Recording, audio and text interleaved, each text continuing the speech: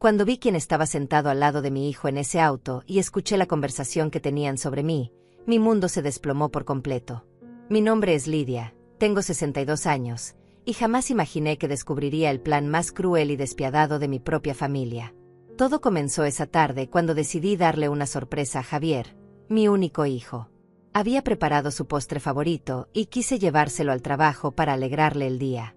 Al llegar al estacionamiento de su oficina, vi su auto plateado estacionado en la esquina. Se me ocurrió una idea traviesa que me hizo sonreír como una niña. Me escondería en el asiento trasero para sorprenderlo cuando regresara.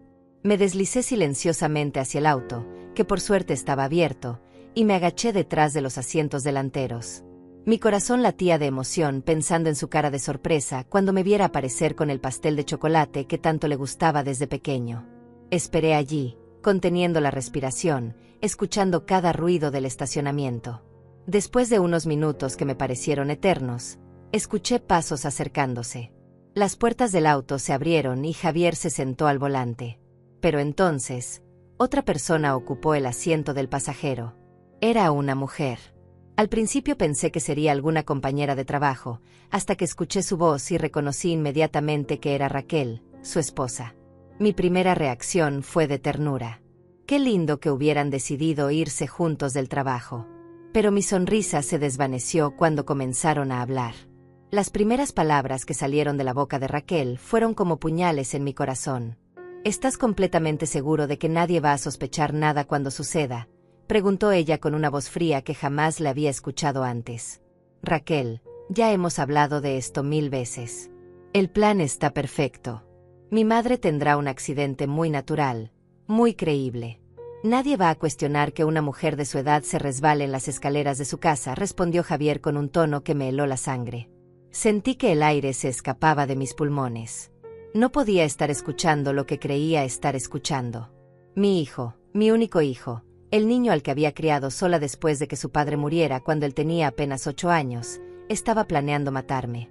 Y después del funeral, cuando todo se calme, podremos vender esa casa vieja y mudarnos a la urbanización que tanto queremos. Con los $200,000 que vale esa propiedad, más los ahorros que tiene guardados, podremos vivir como siempre soñamos, continuó Raquel con una emoción perversa en su voz. Mi mente se nubló. Esa casa que llamaba vieja era el lugar donde había sacrificado todo por darle la mejor vida posible a Javier.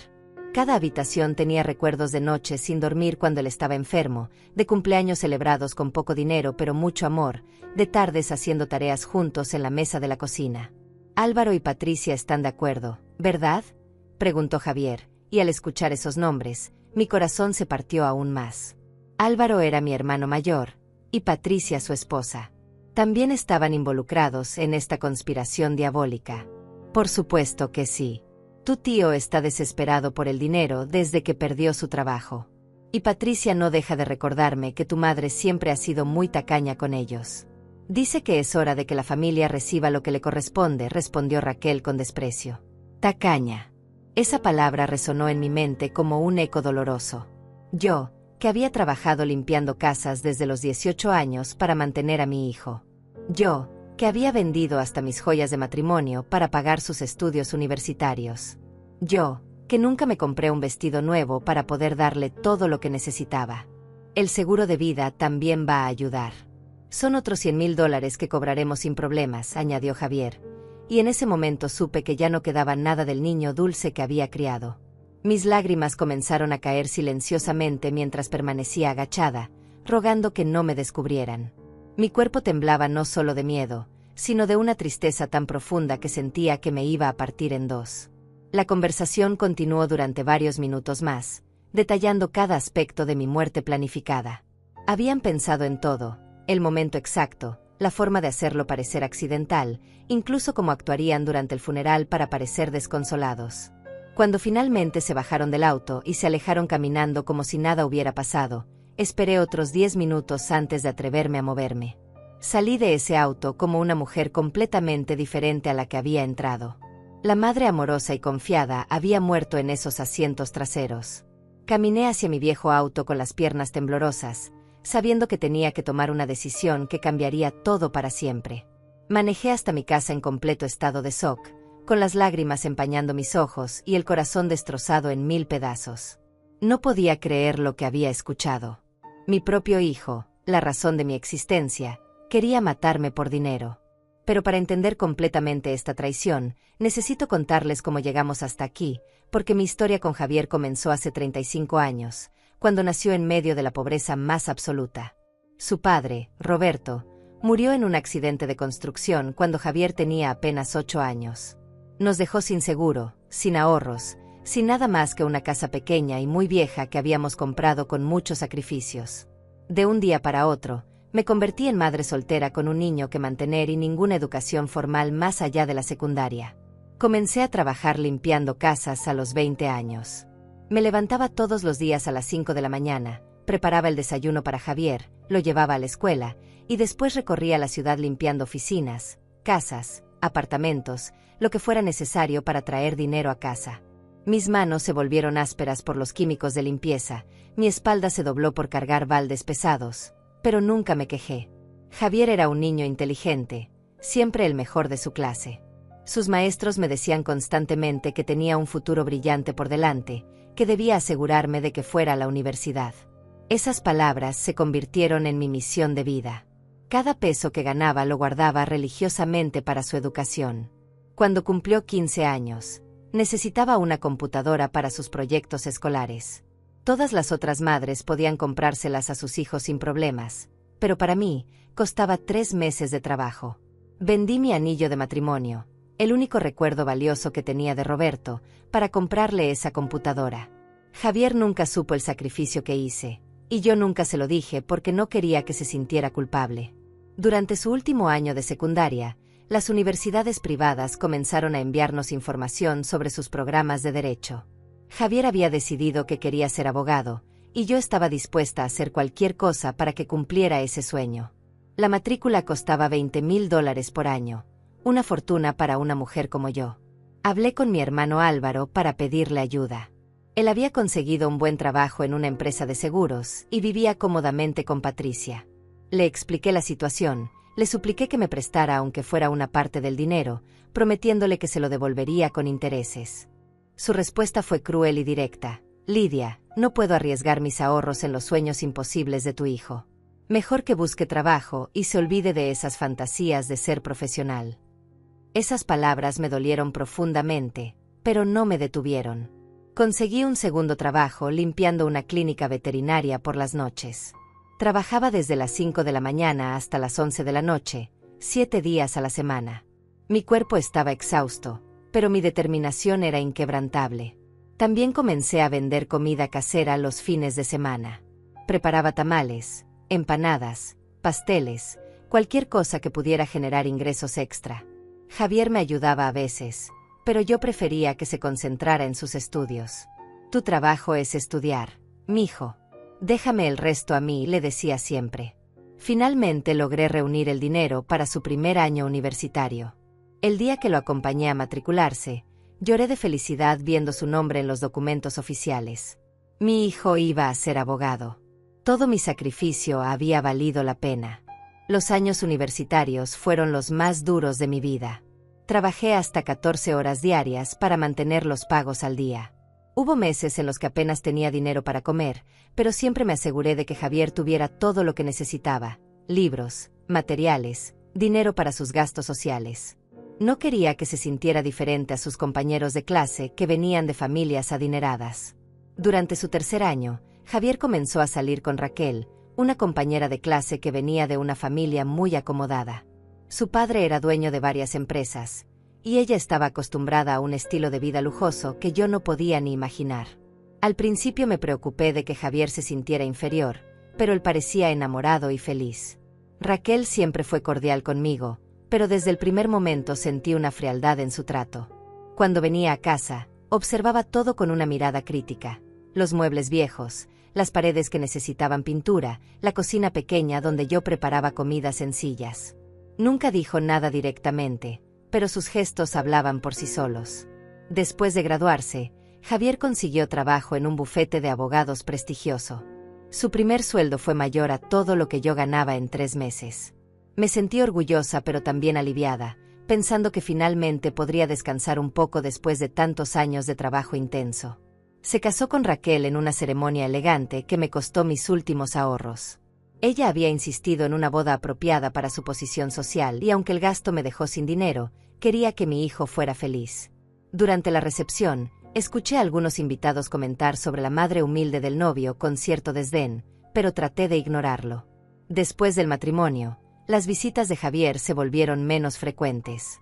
Raquel siempre tenía excusas, compromisos sociales, viajes de trabajo, reuniones familiares con sus padres. Cuando venían, las conversaciones se centraban en su nueva vida, el apartamento lujoso que habían alquilado, los restaurantes caros donde cenaban, los planes de mudarse a una casa aún más grande. Yo seguía trabajando, pero ahora solo medio tiempo. A los 60 años, mi cuerpo ya no resistía las jornadas agotadoras de antes. Había logrado ahorrar unos $50,000 a lo largo de los años, dinero que guardaba religiosamente para emergencias o para ayudar a Javier si lo necesitaba. La relación con mi hermano Álvaro también se deterioró con el tiempo. Después de que Javier se graduó y consiguió trabajo, Álvaro comenzó a hacer comentarios sarcásticos sobre cómo algunos tenemos suerte con los hijos exitosos. Patricia era aún peor, siempre insinuando que yo había sido egoísta por invertir tanto en la educación de Javier en lugar de ayudar a la familia extendida. Lo que más me dolía era ver cómo Javier comenzaba a cambiar. Sus valores, su forma de hablar, incluso su manera de vestirse se volvieron diferentes. A veces, cuando me hablaba, detectaba un tono condescendiente que me partía el corazón. Era como si se avergonzara de sus orígenes humildes. Hace 6 meses, Javier y Raquel comenzaron a hablar sobre comprar una casa en una zona exclusiva de la ciudad. Las propiedades allí costaban más de $500,000, una cantidad que me resultaba incomprensible. Cuando le pregunté cómo pensaban pagarla, me respondió vagamente sobre inversiones y oportunidades de negocio. También noté que las conversaciones sobre dinero se volvieron más frecuentes durante sus visitas. Preguntas sutiles sobre el valor de mi casa, sobre mis ahorros, sobre si tenía seguro de vida. En ese momento pensé que era preocupación filial, que quería asegurarse de que estuviera bien económicamente. Ahora, sentada en mi cocina después de haber escuchado esa conversación horrible en el auto, todas las piezas del rompecabezas comenzaron a encajar. Los cambios en su personalidad, las preguntas sobre dinero, la influencia de Raquel, la complicidad de Álvaro y Patricia. Todo había sido parte de un plan macabro que había estado gestándose durante meses. Mi hijo, por quien había sacrificado toda mi vida, quería matarme para heredar mis bienes y cobrar mi seguro de vida. La ironía era cruel. El dinero por el que querían asesinarme había sido ganado con el único propósito de darle la mejor vida posible. Esa noche no pude dormir ni un solo minuto. Me quedé despierta en mi cama, mirando el techo, tratando de procesar la enormidad de lo que había descubierto. Mi mente no paraba de reproducir cada palabra de esa conversación diabólica. Una y otra vez escuchaba la voz fría de Raquel hablando de mi muerte como si fuera un trámite comercial, y la voz de mi hijo, mi propio hijo, acordando los detalles de mi asesinato. Al amanecer, me levanté con una determinación que no sabía que tenía. Si querían jugar sucio, yo también podía hacerlo. Pero primero necesitaba entender completamente en qué me había convertido para ellos. Decidí hacer algo que jamás había hecho en mi vida, espiar a mi propia familia. Durante los siguientes días, comencé a observar los patrones de comportamiento de Javier y Raquel. Me estacionaba discretamente cerca de su apartamento por las mañanas, lo seguía a distancia cuando salían, y prestaba atención a cada detalle de sus conversaciones cuando me visitaban. Lo que descubrí me horrorizó aún más. Su estilo de vida era completamente insostenible con los ingresos que tenían. Javier ganaba bien como abogado, aproximadamente $6,000 mensuales, pero Raquel había dejado de trabajar después del matrimonio y sus gastos eran excesivos. Comían en restaurantes que costaban más de $200 por cena. Raquel se compraba carteras de diseñador de $1,000, y habían alquilado un apartamento cuya renta mensual era de $3,000. Además, descubrí que habían acumulado deudas enormes. Escuché por casualidad una llamada telefónica donde Javier discutía con alguien del banco sobre pagos atrasados de tarjetas de crédito. Debían más de $50,000 en préstamos y tarjetas, y los intereses se estaban acumulando rápidamente. La presión financiera los había llevado a la desesperación, y yo representaba su única salida. Mi casa, que habían valorado en $200,000, Mi póliza de seguro de vida de $100,000 y mis ahorros de $50,000 sumaban exactamente la cantidad que necesitaban para salvar su situación económica y comprar la casa de sus sueños. Pero lo más devastador fue descubrir que mi hermano Álvaro no solo estaba involucrado, sino que había sido él quien había sugerido la idea originalmente. Una tarde, mientras limpiaba la oficina donde trabajaba Patricia, escuché una conversación telefónica que me dejó sin aliento. Lidia siempre ha sido muy egoísta con su dinero, le decía Patricia a alguien por teléfono. Álvaro tiene razón, es hora de que la familia reciba lo que le corresponde. Esa vieja tacaña se va a morir tarde o temprano. ¿Por qué esperar? Nosotros también necesitamos ese dinero. Álvaro perdió su trabajo hace 3 meses y no hemos podido pagar la hipoteca. Me quedé paralizada detrás de la puerta de su oficina. Mi hermano había perdido su trabajo y no me había dicho nada. En lugar de pedirme ayuda como familia, había decidido que era mejor matarme para conseguir dinero. Esa misma noche decidí confrontar a Álvaro directamente. Fui a su casa sin avisar, algo que nunca hacía, y toqué la puerta con el corazón palpitando violentamente. Cuando abrió, su cara mostró sorpresa y un destello de algo que parecía culpa. «Lidia, ¿qué haces aquí tan tarde?», preguntó, sin invitarme a pasar. «Álvaro, necesito hablar contigo. ¿Puedo entrar?», le dije, tratando de mantener la voz calmada. Entramos a la sala, donde Patricia estaba viendo televisión. Ella me saludó fríamente, como siempre había hecho durante los últimos años. Me senté en el sofá y decidí ir directo al grano. «Álvaro, ¿es cierto que perdiste tu trabajo?», pregunté, observando su reacción cuidadosamente. Su cara se puso roja y Patricia apagó inmediatamente la televisión. «¿Cómo te enteraste?», preguntó él con voz defensiva. «No importa cómo me enteré. Lo que importa es que eres mi hermano y no me dijiste nada. ¿Por qué no me pediste ayuda?». Álvaro y Patricia intercambiaron miradas que confirmaron mis peores sospechas. Había una comunicación silenciosa entre ellos, como si hubieran ensayado esta conversación. «Lidia, tú siempre has tenido tus propios problemas». «No queríamos molestarte», respondió Patricia con una sonrisa falsa que no llegaba a sus ojos. «Patricia, soy su hermana. Si Álvaro necesita ayuda, yo estaría dispuesta a ayudarlo. Tengo algunos ahorros». En ese momento, vi algo horrible en los ojos de mi hermano. No era gratitud ni alivio, sino resentimiento. «¿Algunos ahorros?», preguntó con sarcasmo. «Lidia, todos sabemos que tienes mucho más que algunos ahorros. Has estado acumulando dinero durante años mientras el resto de la familia luchaba». Sus palabras me golpearon como bofetadas. «Álvaro, ese dinero lo gané trabajando 14 horas diarias para darle educación a mi hijo. No lo acumulé, lo sacrifiqué todo por él». «Exacto», interrumpió Patricia con veneno en su voz. «Todo por Javier. Nunca pensaste en ayudar a tu propio hermano. Cuando él necesitaba dinero para la universidad, le dijiste que no. Pero para tu príncipe Javier, siempre había dinero». La conversación se estaba volviendo agresiva, y yo podía sentir la hostilidad creciendo en la habitación. Era como si años de resentimiento acumulado estuvieran saliendo a la superficie. «Ustedes no entienden», traté de explicar. «Yo quería que Javier tuviera oportunidades que nosotros nunca tuvimos. Quería romper el ciclo de pobreza en nuestra familia». «¿Y qué hay de romper el ciclo de favoritismo?», gritó Álvaro, poniéndose de pie. «¿Qué hay de pensar en tu hermano que también necesita ayuda?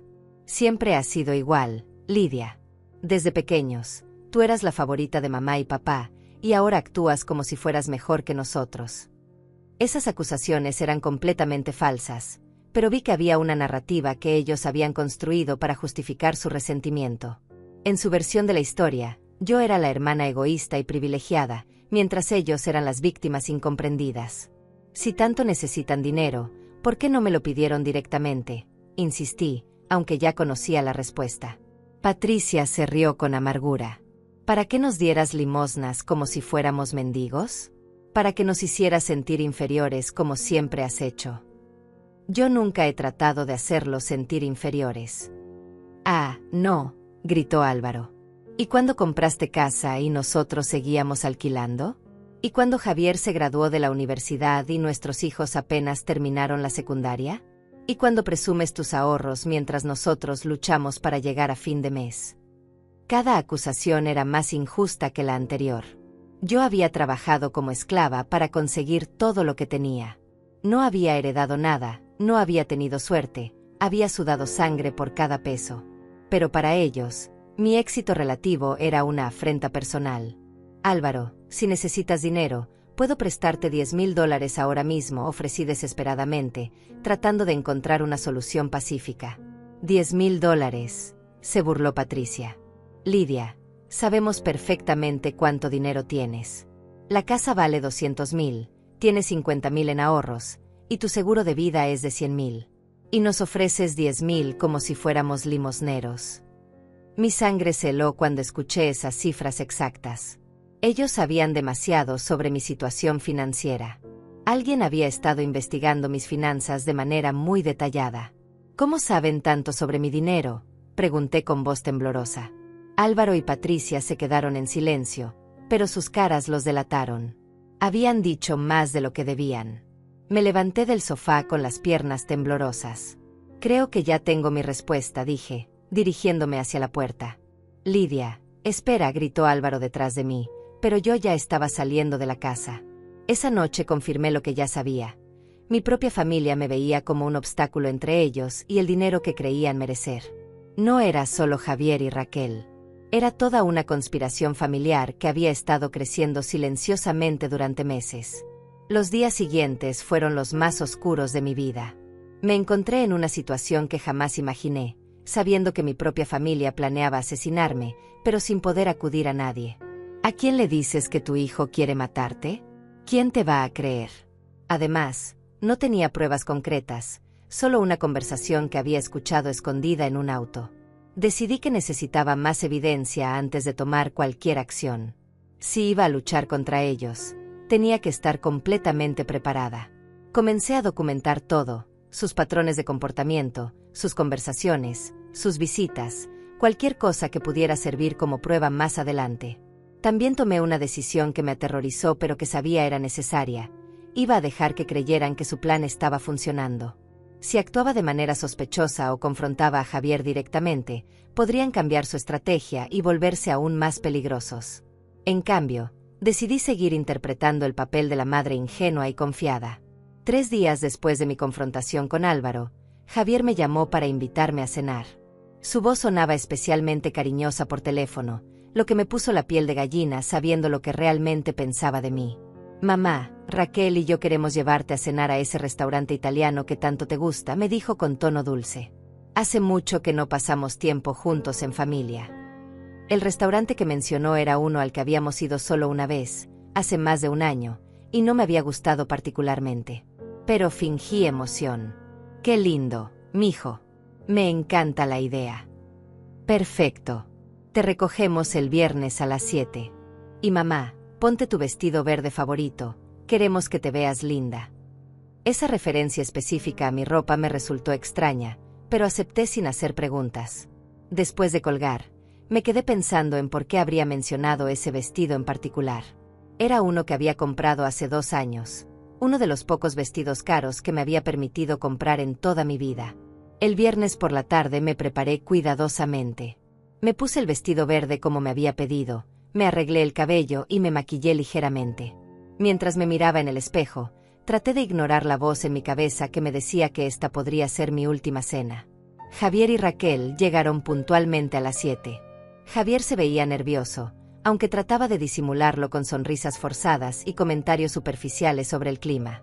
Raquel, por el contrario, parecía completamente calmada, casi alegre, lo que me resultó aún más perturbador. Durante el trayecto al restaurante, la conversación fue extrañamente formal. Hablaron sobre el trabajo de Javier, sobre unos supuestos planes de vacaciones, sobre cualquier cosa menos sobre nosotros como familia. Yo respondía automáticamente, pero mi mente estaba completamente enfocada en observar cada detalle de su comportamiento. En el restaurante, Raquel insistió en que pidiera el plato más caro del menú. Lidia, esta noche nosotros pagamos todo. Pide lo que quieras, sin preocuparte por el precio, me dijo con una sonrisa que no llegaba a sus ojos. Durante la cena, comenzaron a hacer preguntas aparentemente casuales sobre mi salud. ¿Cómo me sentía últimamente? ¿Había tenido mareos? ¿Problemas para subir escaleras? ¿Había actualizado mi seguro médico recientemente? Mamá, nos preocupa que vivas sola en esa casa tan grande, dijo Javier con tono preocupado. Las escaleras son empinadas, ¿y si te llegaras a caer? Ay, mijo, no te preocupes. He vivido en esa casa durante 30 años. Conozco cada escalón perfectamente, respondí, tratando de sonar despreocupada. Pero mamá, insistió Raquel, a los accidentes no les importa cuánto tiempo hayamos vivido en un lugar. Tal vez deberías considerar mudarte a un apartamento de un solo piso, algo más seguro para una mujer de tu edad. La forma en que dijo accidente me puso la piel de gallina. Era como si estuviera probando la palabra, viendo cómo sonaba en voz alta. Y mamá, continuó Javier, ¿has pensado en hacer un testamento? Sé que es incómodo hablar de estas cosas, pero es importante tener todo en orden. Ahí estaba la verdadera razón de esta cena. Querían asegurarse de que el testamento estuviera actualizado antes de matarme. Bueno, si tengo un testamento básico que hice hace algunos años, mentí parcialmente. Todo te lo dejo a ti, por supuesto. Vi cómo Javier y Raquel intercambiaron una mirada rápida de satisfacción. Era una mirada que duró apenas un segundo, pero fue suficiente para confirmar todas mis sospechas. Eso está bien, mamá, pero tal vez deberías revisarlo con un abogado. Las leyes cambian, y queremos asegurarnos de que tus deseos se cumplan exactamente como tú quieres, dijo Javier con tono profesional. De hecho, añadió Raquel, Javier podría ayudarte con eso. Como es abogado, podría asegurarse de que todo esté perfecto. La ironía era macabra. Mi hijo, que planeaba matarme, quería ser quien redactara el testamento que lo beneficiaría después de mi muerte. Después de la cena, insistieron en llevarme de vuelta a casa. Durante el trayecto, la conversación se volvió aún más siniestra. Comenzaron a hablar sobre qué pasaría si en diferentes situaciones hipotéticas. Mamá, si algo te llegara a pasar, dijo Javier con voz aparentemente preocupada, ¿hay algo específico que quisieras que hiciéramos con tus cosas personales? ¿Por qué hablan de estas cosas tan tristes?, pregunté, fingiendo molestia. Planeo vivir muchos años más. Claro que sí, mamá, se apresuró a decir Raquel. Solo queremos estar preparados, por si acaso. Es lo responsable. Cuando llegamos a mi casa, algo extraño sucedió. En lugar de despedirse en la puerta como siempre hacían, insistieron en acompañarme adentro. Déjanos ayudarte con las escaleras, mamá. Está oscuro y podrías tropezarte, dijo Javier, tomándome del brazo. Mientras subíamos las escaleras hacia mi puerta, sentí sus ojos evaluando cada escalón, cada barandal, cada posible punto donde un accidente podría ocurrir. Era como si estuvieran haciendo un reconocimiento del lugar del crimen. Una vez adentro, Raquel comenzó a caminar por la casa como si la estuviera inspeccionando. Lidia, realmente deberías poner mejor iluminación en estas escaleras. Son muy peligrosas en la oscuridad. Y mamá, añadió Javier, este tapete en la parte superior de las escaleras está un poco suelto. Podrías tropezarte con él fácilmente. Cada comentario era una puñalada más profunda en mi corazón. No solo planeaban matarme, sino que estaban aquí, en mi propia casa, calculando exactamente cómo hacerlo. Después de que se fueron, me quedé despierta toda la noche, temblando no solo de miedo sino de una tristeza tan profunda que me dolía físicamente. Mi hijo había estado en mi casa, había cenado conmigo, había fingido preocupación por mi bienestar, todo mientras planeaba mi muerte. Esa noche tomé la decisión más difícil de mi vida. No podía simplemente esperar a que ejecutaran su plan. No podía seguir viviendo con el terror constante de saber que cada día podría ser el último. Tenía que actuar, pero de una manera que ellos nunca esperarían. Si querían que tuviera un accidente, entonces eso es exactamente lo que iban a tener. Pero sería un accidente que yo controlaría completamente. Comencé a planear mi propia muerte fingida. Planear mi propia muerte fue la experiencia más surreal y aterrorizante de mi vida.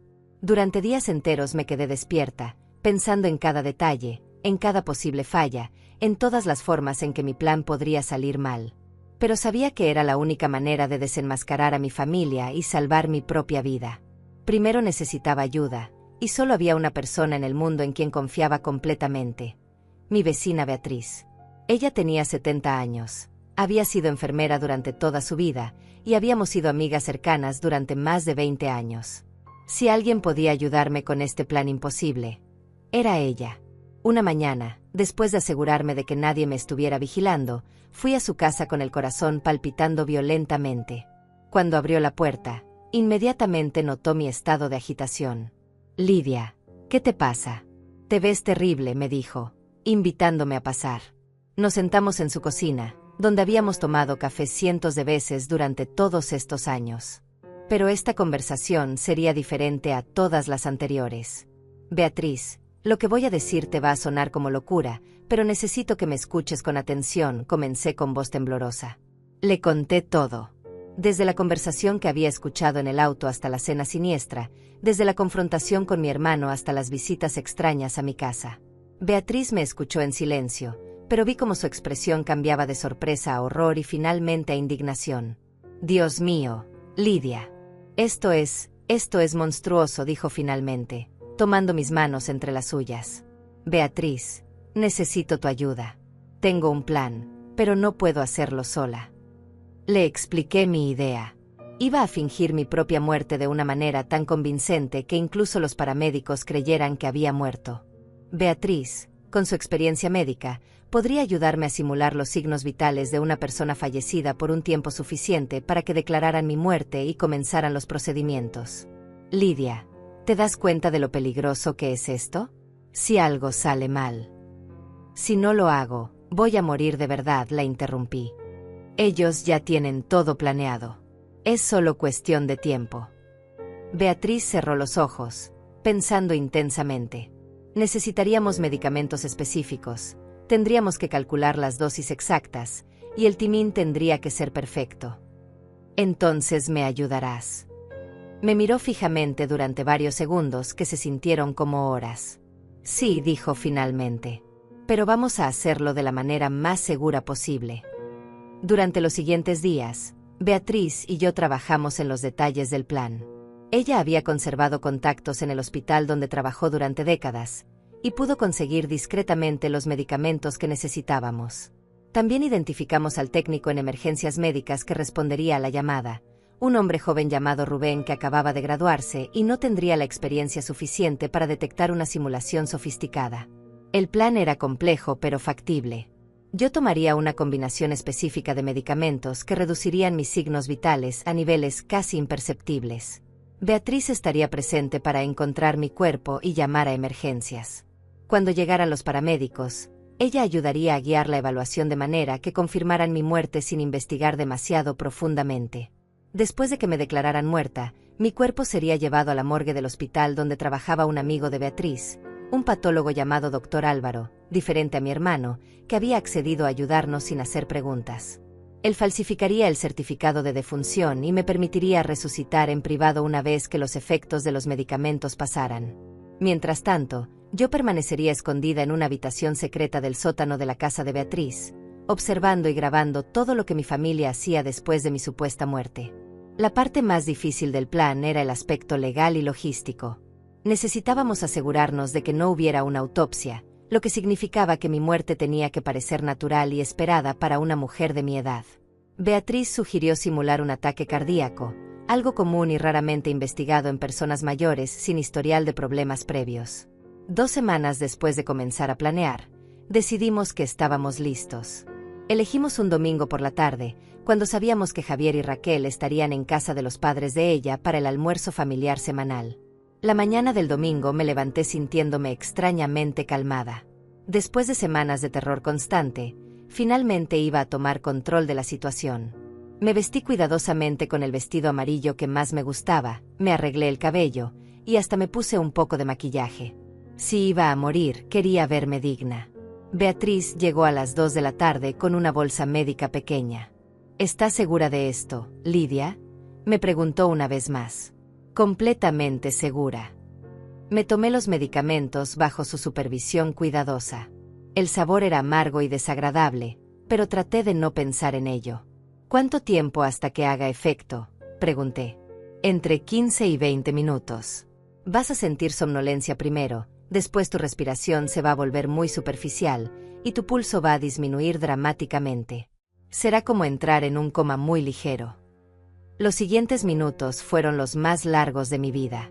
Beatriz monitoreaba mis signos vitales constantemente, anotando cada cambio en un cuaderno. Gradualmente, comencé a sentir como si estuviera flotando, desconectada de mi cuerpo. «Lidia, ¿me puedes oír?», preguntó Beatriz. Quise responder, pero mi voz no salía. Podía escucharla perfectamente, pero era como si estuviera paralizada.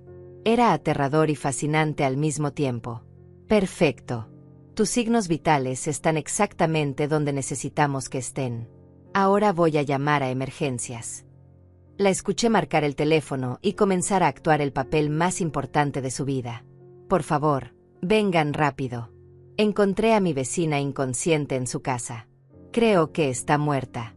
No respira, no tiene pulso. Dense prisa». Mientras esperábamos a que llegaran los paramédicos, Beatriz me posicionó cuidadosamente en el piso de mi sala, colocando mi cuerpo en una posición natural para alguien que hubiera colapsado por un ataque cardíaco. «Todo va a salir bien», Lidia me susurró al oído. «En unas horas esto habrá terminado y tendremos todas las pruebas que necesitamos». Escuché las sirenas acercándose, y mi corazón habría comenzado a palpitar violentamente si hubiera tenido control sobre él. Este era el momento de la verdad. Si algo salía mal con la actuación de Beatriz, si los paramédicos eran más experimentados de lo que esperábamos, si había algún detalle que habíamos pasado por alto, todo el plan se desmoronaría.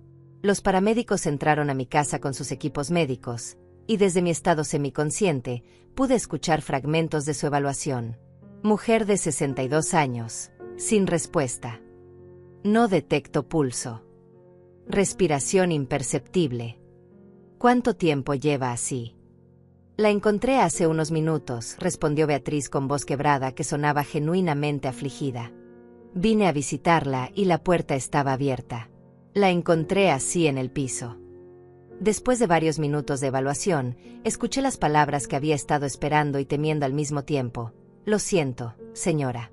Su amiga ha fallecido. Probablemente fue un ataque cardíaco. A esta edad, sucede muy rápidamente». Oficialmente, Lidia había muerto. Ahora comenzaba la parte más difícil del plan, observar cómo mi familia reaccionaría a la noticia de mi muerte. Desperté en el sótano de la casa de Beatriz, completamente desorientada y con la boca seca como el desierto. Los efectos de los medicamentos estaban desapareciendo gradualmente, pero mi cuerpo se sentía pesado y extraño. Beatriz estaba sentada a mi lado, monitoreando mi recuperación con la misma dedicación profesional que había mostrado durante toda mi muerte. «¿Cómo te sientes?», me preguntó, ayudándome a sentarme lentamente. Como si hubiera estado realmente muerta, respondí con voz ronca. «¿Funcionó?». Me declararon oficialmente muerta. «Perfectamente. El certificado de defunción ya está firmado. Oficialmente, Lidia Martínez murió ayer a las 3:45 de la tarde por un ataque cardíaco fulminante». La realidad de lo que habíamos hecho me golpeó de lleno. Ya no existía legalmente. Era un fantasma, libre para observar cómo mi familia reaccionaría sin saber que los estaba vigilando. «¿Ya llamaste a Javier?», pregunté, aunque la pregunta me dolió físicamente. «Sí. Lo llamé anoche después de que te llevaran al hospital». Su reacción fue perturbadora. Beatriz me mostró el teléfono donde había grabado la conversación. Con manos temblorosas, reproduje el audio. «¿Javier? Soy Beatriz, la vecina de tu mamá. Tengo noticias muy tristes. Tu madre falleció esta tarde». Hubo un silencio que duró varios segundos. Cuando finalmente habló, su voz no sonaba sorprendida ni devastada. Sonaba aliviada. «Oh, Dios mío». «¿Qué pasó?», preguntó, pero había algo forzado en su tono de shock. «Fue un ataque cardíaco. La encontré en su casa. Los paramédicos dijeron que fue muy rápido, que no sufrió». «Entiendo. Gracias por llamarme, Beatriz.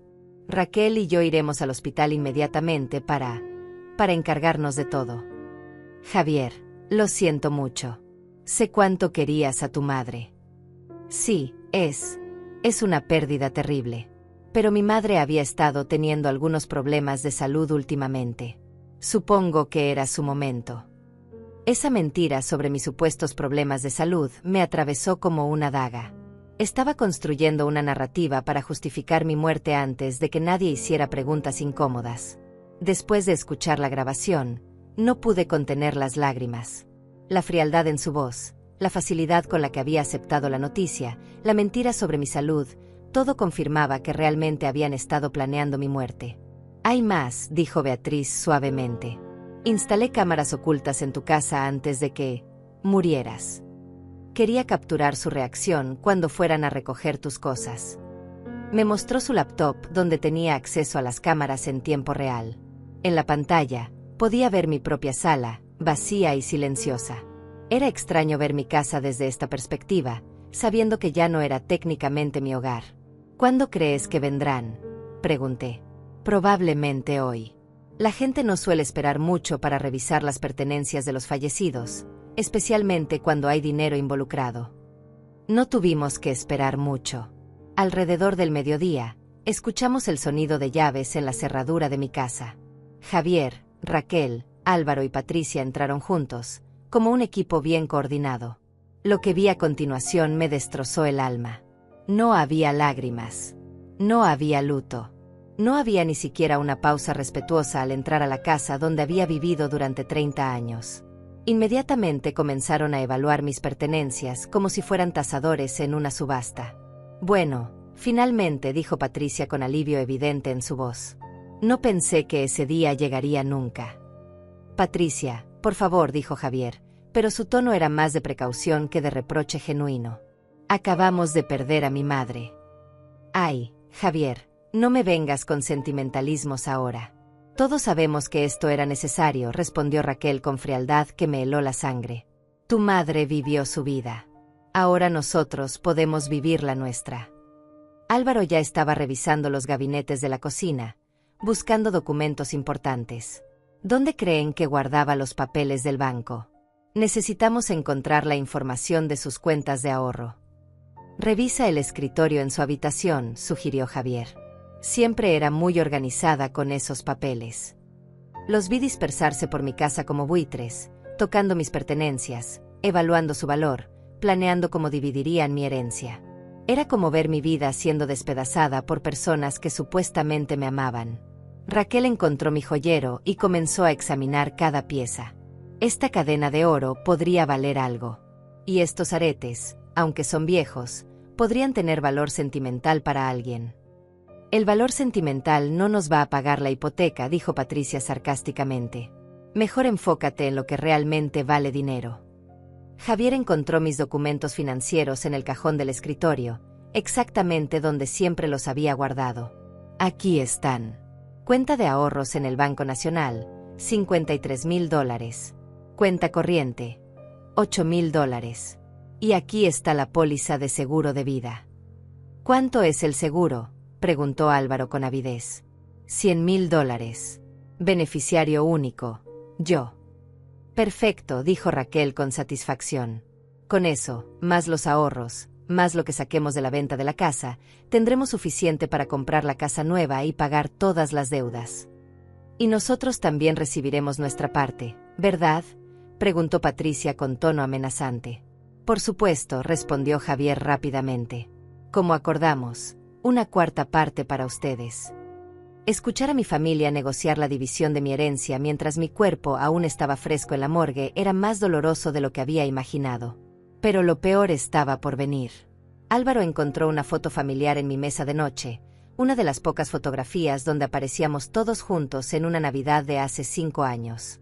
En lugar de mostrar alguna emoción al verla, la tiró a la basura sin ceremonia. «No necesitamos guardar estas sentimentalidades», dijo con desdén. «Álvaro tiene razón», confirmó Raquel. «Necesitamos ser prácticos. Vamos a vender la casa rápido, así que no podemos llenarnos de cosas inútiles». Pero fue Patricia quien dijo las palabras que más me dolieron. «Honestamente, me sorprende que haya tardado tanto en morirse. Con lo terca que era, pensé que viviría hasta los 90 solo para fastidiarnos». Todos se rieron. Se rieron de mí, de mi muerte, de mi supuesta terquedad por haber vivido tanto tiempo. En ese momento, cualquier duda que hubiera podido tener sobre la justicia de mi plan desapareció completamente. Javier sacó su teléfono y comenzó a hacer llamadas. ¿Agencia inmobiliaria Morrison? Habla Javier Ruiz. Necesito que vengan a evaluar una casa para venta rápida. Sí, es urgente. La propietaria falleció ayer. Queremos que esté en el mercado esta misma semana. Ni siquiera habían planeado un funeral digno. Cuando Raquel preguntó sobre los arreglos funerarios, Javier respondió: cremación simple. Sin velorio, sin ceremonia. Es más barato y más rápido. ¿Y si la gente pregunta por qué no hubo velorio?, preguntó Álvaro. Les diremos que fue su último deseo. Que quería algo sencillo y privado, respondió Javier sin vacilar. Estaban robándome incluso mi dignidad en la muerte. No habría oportunidad para que mis pocos amigos se despidieran, no habría reconocimiento de mi vida de sacrificios, no habría nada más que una cremación anónima y rápida. Pasaron 3 horas en mi casa, catalogando cada objeto de valor, planeando la venta, distribuyendo mis pertenencias como si fuera un botín de guerra. Cuando finalmente se fueron, mi hogar había sido completamente violado. Esa noche, mientras veía las grabaciones una y otra vez, tomé la decisión final. No era suficiente desenmascarar su plan de asesinato. Tenía que hacer que pagaran por cada palabra cruel, por cada momento de frialdad, por cada pedazo de mi vida que habían destruido con su avaricia. Beatriz, le dije con determinación, necesito que me ayudes con la segunda parte del plan. ¿Qué tienes en mente?, preguntó, aunque por su expresión podía ver que ya sabía que sería algo dramático. Voy a resucitar de entre los muertos en el momento más humillante posible para todos ellos. Y cuando lo haga, voy a asegurarme de que el mundo entero sepa exactamente qué tipo de personas son realmente. Mi familia creía que habían ganado la lotería con mi muerte. No tenían idea de que la verdadera lotería apenas estaba comenzando, y ellos habían apostado al número equivocado. Los siguientes días fueron una montaña rusa emocional que me llevó desde la ira más profunda hasta una determinación férrea que no sabía que poseía. Desde mi escondite en el sótano de Beatriz, continué observando cada movimiento de mi familia a través de las cámaras ocultas, documentando cada conversación cruel, cada decisión despiadada que tomaban sobre mi supuesta herencia. Beatriz había instalado más cámaras discretas en lugares estratégicos: la oficina de Javier, la casa de Álvaro, incluso en el auto de Raquel. Su experiencia como enfermera le había enseñado a ser extremadamente meticulosa, y esa meticulosidad se había transferido perfectamente a nuestra operación de espionaje. Lidia, necesitas ver esto, me dijo Beatriz la mañana del tercer día, señalando la pantalla de su laptop. Javier está en su oficina hablando con alguien por teléfono. En la grabación, pude ver a mi hijo sentado en su escritorio, hablando con una sonrisa que me revolvió el estómago. Sí, señor Martínez. Entiendo que es un proceso rápido para el seguro de vida cuando la muerte es por causas naturales. Exacto, un ataque cardíaco. No hubo autopsia. El médico dijo que era completamente normal para una mujer de su edad con su historial de estrés. ¿Cuánto tiempo para el pago? ¿Una semana? Perfecto. Lo que más me impactó fue su tono completamente despreocupado. No había ni rastro de dolor, ni siquiera de la incomodidad que cabría esperar de alguien que acababa de perder a su madre. Sonaba como un empresario cerrando un trato rutinario. Después de colgar, inmediatamente marcó otro número. ¿Raquel? Soy yo. Buenas noticias. El seguro se procesa esta semana. $100,000 limpios. Sí, ya llamé a la inmobiliaria. Vienen mañana a tasar la casa. ¿Qué? No he tenido tiempo de pensar en sentimientos. Tenemos que ser prácticos. Esa última frase me partió el corazón. Su madre había muerto hace apenas 3 días, y él no tenía tiempo para sentimientos. Pero lo que realmente me preparó para la fase final de mi plan fue una conversación que capturamos esa misma tarde entre Raquel y Patricia en un café del centro de la ciudad. ¿Sabes qué es lo mejor de todo esto?, dijo Raquel, sorbiendo su café con leche. Que finalmente nos deshicimos de esa carga. Javier siempre se sentía culpable por no visitarla más, por no darle más dinero. Ahora puede vivir su vida sin esa presión constante. Ay, sí, respondió Patricia con entusiasmo. Y lo mejor es que nadie sospechará nunca nada. Fue el plan perfecto de Álvaro. Una vieja de 60 años que muere de un ataque cardíaco, ¿quién va a cuestionar eso? Exactamente. Y ahora todos salimos ganando. Javier y tú pueden comprar su casa soñada, Álvaro puede pagar sus deudas, y yo finalmente podré dejar de fingir que me caía bien esa mujer amargada. Escuchar a Raquel llamarme mujer amargada después de años de tratarla como a una hija fue la gota que derramó el vaso. En ese momento, cualquier vestigio de amor maternal o familiar que pudiera haber quedado en mi corazón se evaporó completamente. Beatriz, le dije esa noche, ¿tienes contactos en los medios de comunicación? Algunos. ¿Por qué? Porque quiero que mi resurrección sea pública. No quiero que se enteren en privado y tengan tiempo de inventar excusas o manipular la situación. Quiero que todo el mundo vea exactamente quiénes son. Beatriz sonrió por primera vez desde que había comenzado esta pesadilla. Tengo una amiga que trabaja en Canal 7 Noticias. María Elena Vargas, la reportera de investigación. Le encantan este tipo de historias. Perfecto. ¿Cuándo podemos reunirnos con ella? Al día siguiente, María Elena vino a la casa de Beatriz por la noche, después de asegurarse de que nadie la había seguido. Era una mujer de unos 40 años, con ojos inteligentes y esa energía que caracteriza a los buenos periodistas.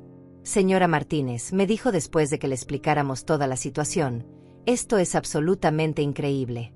Si tenemos las pruebas que dicen tener, esta podría ser la historia del año. Le mostramos las grabaciones de video y audio que habíamos recopilado durante los últimos días. La vi tomar notas furiosamente mientras escuchaba las conversaciones de mi familia, y su expresión cambió de escepticismo profesional a indignación genuina. Esto es monstruoso, murmuró después de ver la grabación donde Patricia sugería que habían estado esperando mi muerte durante años. Y dice que planean hacer una reunión para dividir oficialmente la herencia. Sí, respondí. Javier me dijo una vez que cuando algo le pasara a cualquier miembro de la familia, haríamos una reunión formal para leer el testamento y distribuir los bienes. Dijo que era lo civilizado que debíamos hacer. ¿Cuándo cree que será esa reunión? Probablemente el próximo sábado. Es cuando toda la familia suele estar disponible. María Elena cerró su cuaderno y me miró directamente a los ojos. Señora Martínez, si hacemos esto, no hay vuelta atrás. Una vez que salga al aire, su vida y la vida de su familia cambiarán para siempre. Ya cambiaron para siempre el día que decidieron matarme por dinero, respondí sin vacilación. Ahora quiero que el mundo entero sepa qué tipo de personas son realmente. Durante los siguientes días, María Elena y su equipo prepararon todo para lo que llamaron la resurrección más dramática en la historia de la televisión local.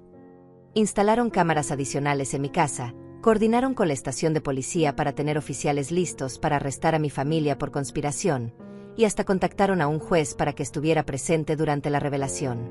El plan era simple pero devastador. Mi familia se reuniría en mi casa el sábado por la tarde para la lectura oficial del testamento. Mientras estuvieran discutiendo cómo dividir mi herencia, yo aparecería por la puerta principal, acompañada por las cámaras de televisión, la policía, y toda la evidencia de su conspiración. El viernes por la noche, Javier llamó a todos los miembros de la familia para confirmar la reunión. Mañana a las 3 de la tarde en la casa de mamá, les dijo a cada uno. Traigan identificación porque el abogado necesitará verificar quiénes son los herederos legales. Esa mentira sobre el abogado me enfureció. No había ningún abogado. Solo habían inventado esa excusa para hacer que la reunión pareciera más oficial y legal. Esa noche casi no pude dormir, pero no era por nervios. Era por anticipación. Después de días de dolor, traición y humillación, finalmente iba a obtener justicia. Pero más que justicia, iba a obtener algo aún más satisfactorio, la verdad completa expuesta ante el mundo entero. La mañana del sábado me arreglé cuidadosamente. Me puse el vestido rojo que había comprado para la boda de Javier, me maquillé como si fuera una ocasión especial, y me arreglé el cabello de manera impecable. Si iba a resucitar de entre los muertos, quería verme absolutamente radiante. ¿Estás lista para esto?, me preguntó Beatriz mientras revisaba el equipo de grabación una última vez. He estado lista desde el momento que escuché a mi hijo planear mi muerte, respondí con una calma que me sorprendió a mí misma. Hoy van a descubrir que Lidia Martínez no es tan fácil de matar. María Elena llegó con su equipo de camarógrafos a las 2 de la tarde. Las cámaras ocultas muestran que ya están llegando a su casa, me informó. Su hermano y su cuñada acaban de llegar. Su hijo y su nuera están estacionándose ahora. Observé en las pantallas cómo mi familia entraba a mi casa por última vez como herederos. No sabían que en una hora, sus vidas se convertirían en una pesadilla pública de la que nunca se recuperarían. Señora Martínez, me dijo María Elena con seriedad, en unos minutos usted va a caminar por esa puerta y confrontar a las personas que planearon matarla. ¿Hay algo específico que quiera decirles? Sonreí por primera vez en semanas. Oh, sí. Tengo mucho que decirles. A las 3:15 de la tarde, mientras observaba a través de las cámaras ocultas cómo mi familia se acomodaba en mi propia sala para dividir mi herencia, sentí una mezcla de nervios y determinación que jamás había experimentado en mi vida. Era como si todos los años de sacrificio, humillación y dolor se hubieran concentrado en este momento definitivo. En las pantallas podía ver a Javier sentado en mi sillón favorito, el mismo donde solía leerle cuentos cuando era niño. Tenía una carpeta con documentos legales en sus manos y una expresión de satisfacción que me revolvió el estómago. Raquel estaba a su lado, luciendo un vestido nuevo que probablemente había costado más dinero del que yo gastaba en ropa en todo un año. Álvaro y Patricia ocupaban el sofá, y pude notar la avidez en sus ojos mientras esperaban escuchar las cifras exactas de mi herencia. Patricia incluso había traído una libreta donde anotaba números, como si fuera una reunión de negocios. Bueno, comenzó Javier con tono solemne pero fingido, estamos aquí para discutir la distribución de los bienes de mi madre. Como todos saben, ella me nombró heredero universal en su testamento. Pero como familia, hemos acordado hacer una distribución más equitativa, añadió Raquel con una sonrisa que no llegaba a sus ojos. María Elena me tocó el hombro. Es el momento perfecto, señora Martínez. Están hablando exactamente de lo que esperábamos. Respiré profundamente y caminé hacia la puerta de mi propia casa, acompañada por 2 camarógrafos, un técnico de sonido, 2 oficiales de policía y la reportera más tenaz de la ciudad. Mi corazón latía tan fuerte que pensé que toda la cuadra podría escucharlo. ¿Estás grabando?, le pregunté al camarógrafo principal. Sí, señora. Estamos transmitiendo en vivo. Esas palabras me dieron el último impulso de valor que necesitaba. Miles de personas estaban a punto de ser testigos de la justicia más poética de sus vidas. Puse mi llave en la cerradura y la giré lentamente. El sonido metálico resonó a través de toda la casa, e inmediatamente escuché que las conversaciones en la sala se detuvieron. ¿Escucharon eso?, preguntó la voz nerviosa de Patricia. Debe ser el viento, respondió Álvaro, pero su voz sonaba intranquila. Abrí la puerta y caminé directamente hacia la sala, donde mi familia estaba sentado discutiendo cómo gastar el dinero de mi muerte. Las cámaras de televisión me siguieron, capturando cada segundo de lo que estaba a punto de convertirse en el momento más dramático de sus vidas. Cuando aparecí en el umbral de la puerta de la sala, el silencio que siguió fue absoluto y aterrorizante. Raquel fue la primera en verme. Su cara se puso completamente pálida y soltó un grito que probablemente se escuchó en toda la cuadra. «Dios mío, no puede ser». Javier se levantó del sillón tan rápidamente que tiró todos los documentos al suelo. Sus ojos estaban tan abiertos que pensé que se le iban a salir de las órbitas. «Mamá, pero, tú estás muerta». Patricia comenzó a llorar histéricamente, no de alegría por verme viva, sino claramente de terror. «Es un fantasma. Es un fantasma. Lidia murió». Todos vimos el certificado de defunción. Álvaro se quedó completamente inmóvil, como si hubiera sido convertido en piedra. Su boca estaba abierta, pero no salía ningún sonido. «Hola, familia querida», dije con la voz más calmada que pude producir. «Espero no estar interrumpiendo nada importante». María Elena entró detrás de mí con sus cámaras. «Buenas tardes. Soy María Elena Vargas de Canal 7 Noticias, y estamos transmitiendo en vivo lo que podría ser la historia más impactante del año». «¿Qué está pasando aquí?», gritó Javier, finalmente recuperando la capacidad de hablar, aunque su voz sonaba completamente histérica. «Lo que está pasando, mi querido hijo», respondí caminando lentamente hacia el centro de la sala, «es que he regresado de entre los muertos para escuchar personalmente cómo planeaban dividir mi herencia». Pero el hospital, el certificado de defunción, te cremaron», balbuceó Raquel, temblando visiblemente. «Ah, sí, la cremación», sonreí con satisfacción. «Qué interesante que hayas mencionado eso, Raquel. especialmente considerando que ustedes decidieron cremación sin velorio porque era más barato y más rápido. No es cierto. Las cámaras capturaron perfectamente la expresión de horror en su cara cuando se dio cuenta de que yo sabía exactamente lo que habían dicho. Señora Martínez, intervino María Elena, ¿podría explicarnos a nuestra audiencia qué la llevó a fingir su propia muerte? Me giré hacia las cámaras, consciente de que miles de personas estaban viendo esta confrontación en tiempo real. Me llevó a fingir mi muerte el descubrir que mi propia familia había planeado asesinarme para cobrar mi herencia. Eso es una mentira, gritó Javier, pero su voz sonaba desesperada más que indignada. ¿Una mentira?, pregunté calmadamente. ¿Te refieres a mentiras como esta? Saqué mi teléfono y reproduje la grabación de la conversación que había escuchado en su auto. Las voces de él y Raquel llenaron la habitación, discutiendo los detalles de mi muerte planificada. ¿Estás completamente seguro de que nadie va a sospechar nada cuando suceda? El plan está perfecto. Mi madre tendrá un accidente muy natural, muy creíble. Mientras la grabación continuaba, vi cómo las caras de mi familia cambiaban de shock a terror puro. Raquel comenzó a llorar incontrolablemente, pero no eran lágrimas de arrepentimiento, sino de pánico al darse cuenta de que habían sido descubiertos. «Esa grabación es falsa», gritó Patricia desesperadamente. «Alguien la fabricó. Lidia está loca». «¿Falsa?», pregunté, y saqué otro teléfono. «¿Y qué hay de esta otra conversación, Patricia? La que tuviste con Raquel en el café ayer, donde dijiste que era el plan perfecto de Álvaro». Reproduje la segunda grabación, donde Patricia hablaba abiertamente sobre cómo habían esperado mi muerte durante años y cómo nadie sospecharía nunca nada. Álvaro finalmente habló, con voz temblorosa. «Lidia, esto es un malentendido terrible. Nosotros jamás haríamos algo así». «Un malentendido». Me reí con amargura. «También es un malentendido que ayer estuvieran todos aquí, en mi casa, dividiendo mis pertenencias como buitres. Es un malentendido que Javier ya hubiera llamado a la compañía de seguros para cobrar mi póliza de vida». María Elena se dirigió directamente a Javier con el micrófono. «Señor Ruiz, ¿cómo explica estas grabaciones donde claramente se le escucha planear la muerte de su madre?» Javier estaba sudando profusamente y sus manos temblaban. Nosotros. Esto es una conspiración. Alguien está tratando de destruir a nuestra familia». «Una conspiración», intervine. «¿Como la conspiración que ustedes 4 hicieron para matarme? ¿Como la conspiración donde acordaron darle a Álvaro y Patricia una cuarta parte de mi herencia a cambio de su complicidad?» En ese momento, uno de los oficiales de policía se adelantó.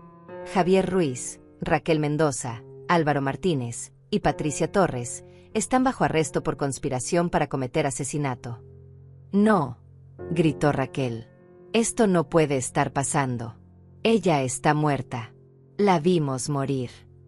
«No me vieron morir», respondí con satisfacción. «Me vieron actuar. Y aparentemente, actuó mucho mejor de lo que ustedes fingían amarme».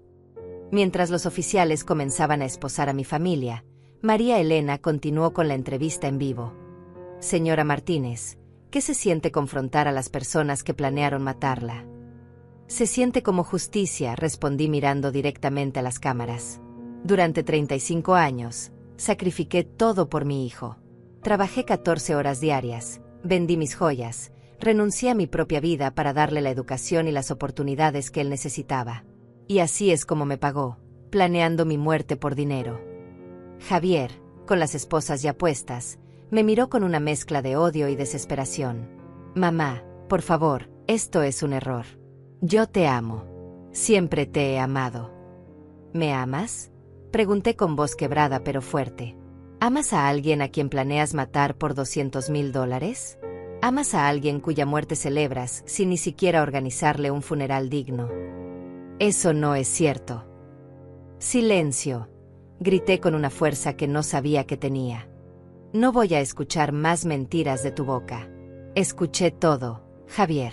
Escuché cómo planearon mi accidente. Escuché cómo se rieron de mi muerte. Escuché cómo Patricia dijo que se sorprendía de que hubiera tardado tanto en morir.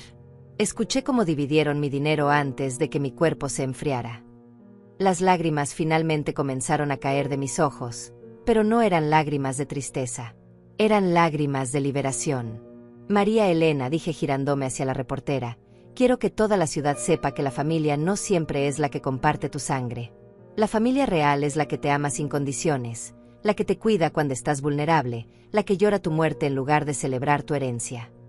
Mientras los oficiales se llevaban a mi hijo, mi nuera, mi hermano y mi cuñada, Javier me gritó desde la puerta, esto no ha terminado, mamá. Vamos a pelear esto en los tribunales. No, Javier, respondí con una calma que me sorprendió. Esto terminó el día que decidiste que tu madre valía menos que el dinero. Ahora vas a enfrentar las consecuencias de tus acciones. Cuando la casa finalmente se quedó en silencio, María Elena cerró la entrevista en vivo. Esta ha sido una de las historias más extraordinarias que he cubierto en mis 20 años de periodismo. Una madre que fingió su muerte para desenmascarar a la familia que planeaba matarla. Desde aquí, María Elena Vargas, Canal 7 Noticias. Me dejé caer en mi sillón favorito, el mismo donde Javier había estado sentado a planear mi herencia apenas una hora antes. Por primera vez en semanas, me sentí verdaderamente en paz. Beatriz entró y se sentó a mi lado. ¿Cómo te sientes? Como si finalmente hubiera despertado de la peor pesadilla de mi vida, respondí. Y como si la verdadera Lidia Martínez acabara de regresar de entre los muertos. Los meses que siguieron a mi resurrección fueron como vivir en un mundo completamente nuevo. La historia se volvió viral en cuestión de horas, y no solo localmente. Medios de comunicación de toda América Latina cubrieron lo que los periodistas llamaron la venganza más perfecta de la historia familiar moderna. Mi teléfono no paraba de sonar. Productores de televisión querían hacer documentales, escritores querían los derechos para libros, y hasta una compañía de Hollywood se contactó conmigo para hacer una película. Pero lo más importante para mí era que finalmente, después de décadas de sacrificio silencioso, el mundo entero conocía mi historia. Las redes sociales se explotaron con comentarios de apoyo. Miles de mujeres compartieron sus propias historias de sacrificio maternal, de familias ingratas, de hijos que las habían abandonado después de recibir todo de ellas. Me convertí, sin quererlo, en la voz de todas las madres que habían dado todo por sus familias solo para ser traicionadas al final. El proceso legal fue más rápido de lo esperado. Las grabaciones que habíamos recopilado Beatriz y yo eran evidencia irrefutable de la conspiración. Javier, Raquel, Álvaro y Patricia fueron acusados formalmente de conspiración para cometer asesinato en primer grado, fraude de seguros y planificación de homicidio por beneficio económico.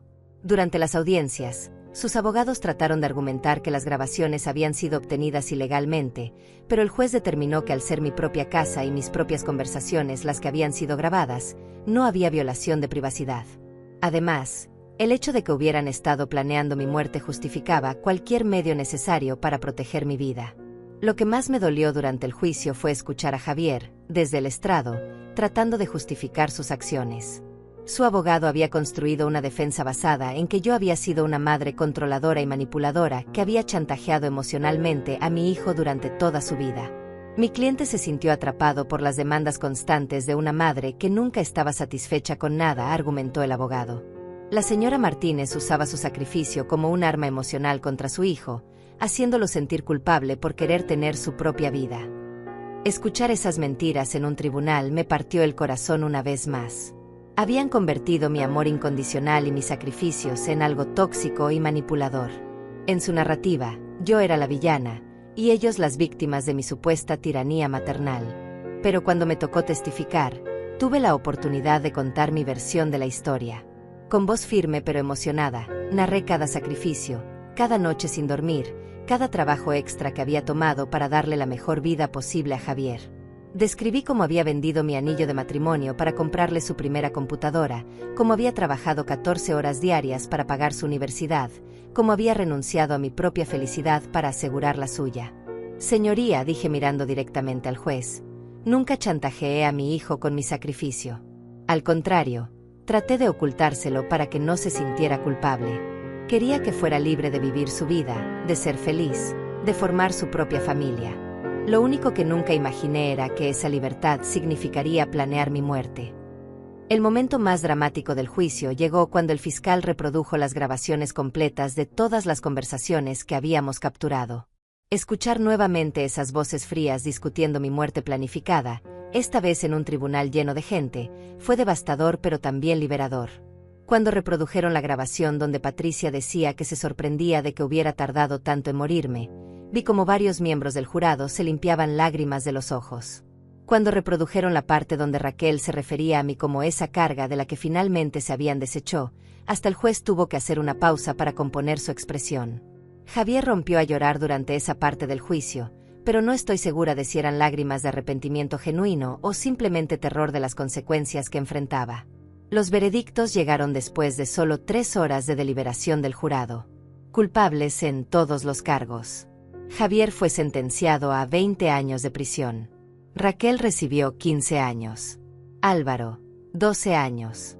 Y Patricia, 10 años, por ser considerada la menos activa en la planificación pero cómplice esencial en la conspiración. Cuando el juez leyó las sentencias, ninguno de ellos me miró. Mantuvieron la cabeza baja, finalmente enfrentando la realidad de que sus acciones tenían consecuencias reales y devastadoras. Después del juicio, me acerqué a Javier una última vez antes de que se lo llevaran. «Mijo», le dije suavemente, «quiero que sepas que a pesar de todo lo que has hecho, sigue habiendo una parte de mí que recuerda al niño dulce que solía ser». Me miró con los ojos llenos de lágrimas. «Mamá, lo siento. Lo siento mucho. No sé en qué me convertí». «Te convertiste en alguien que valoró más el dinero que la vida de su madre», respondí con tristeza. «Pero tal vez estos años en prisión te den tiempo para recordar quién eras antes de que la avaricia te consumiera». Fueron las últimas palabras que intercambiamos. Los meses siguientes fueron de reconstrucción total de mi vida.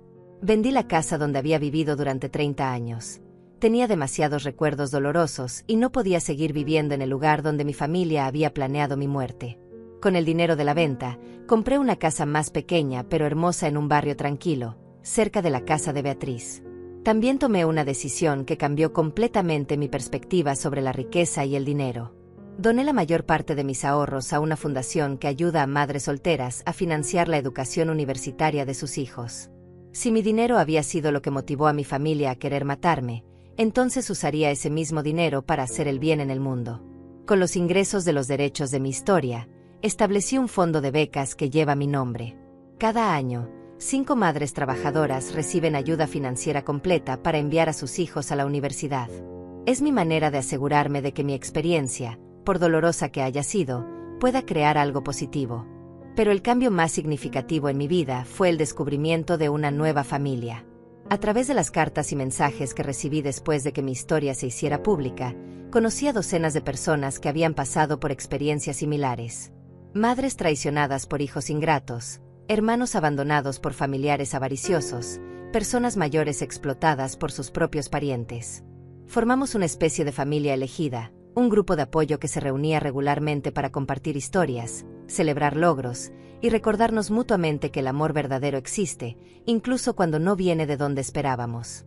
Una de esas personas se convirtió en especialmente importante para mí, Gabriela, una mujer de 58 años cuya hija la había abandonado en un asilo de ancianos después de quedarse con todos sus ahorros. Gabriela y yo desarrollamos una amistad tan profunda que se convirtió en la hermana que siempre había querido tener. ¿Sabes qué es lo más irónico de todo esto?, me dijo Gabriela una tarde mientras tomábamos café en mi nueva cocina. Nuestras familias biológicas nos traicionaron por dinero, pero encontramos familias mucho mejores sin que el dinero tuviera nada que ver. Tenía razón. Mi nueva vida estaba llena de personas que me querían por quien era, no por lo que tenía. Personas que celebraban mis logros sin calcular cómo podrían beneficiarse de ellos. Personas que, cuando llegara mi verdadera muerte natural dentro de muchos años, llorarían mi partida en lugar de celebrar mi herencia. 2 años después de mi resurrección, recibí una carta desde la prisión. Era de Javier. En 4 páginas escritas a mano, me pedía perdón con palabras que sonaban genuinas por primera vez en años. Me contaba sobre la terapia que estaba recibiendo en prisión, sobre cómo finalmente entendía la magnitud de su traición, sobre cómo pasaba las noches recordando todos los sacrificios que había hecho por él. Mamá, escribía en la última página, sé que nunca podré deshacer lo que hice. Sé que merezco estar aquí, y sé que tal vez nunca puedas perdonarme. Pero quiero que sepas que cada día que paso en esta celda, recuerdo a la mujer increíble que me crió, y me odio a mí mismo por haber sido tan ciego ante tu amor. Leí esa carta muchas veces durante varias semanas, debatiendo conmigo misma si responder o no. Finalmente decidí escribirle de vuelta, pero no para perdonarlo, sino para cerrar ese capítulo de mi vida de manera definitiva.